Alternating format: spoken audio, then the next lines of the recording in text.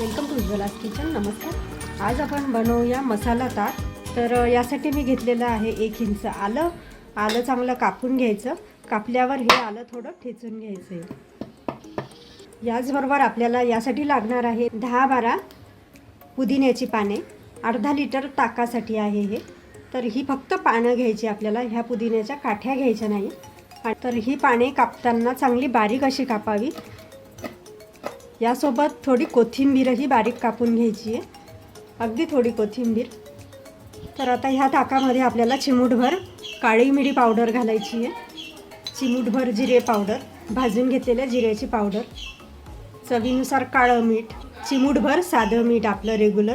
आणि आता आपण जे आलं ठेचून घेतलेलं आहे तर चाळणीमध्ये घातल्यावर चमच्याच्या साहाय्याने प्रेस करायचं. साधारण अर्धा चमचा रस ह्या आल्याचा यामध्ये गेला पाहिजे.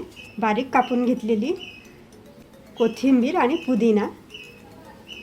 आणि आता रवीच्या साहाय्याने छान असं मिक्स करत राहायचं आहे.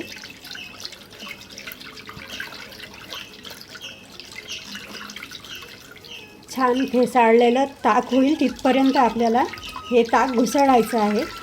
मसाला ताक बनून तयार झालेला आहे. आरोग्यासाठी उत्तम असलेलं हे ताक पिण्यासाठी तयार आहे.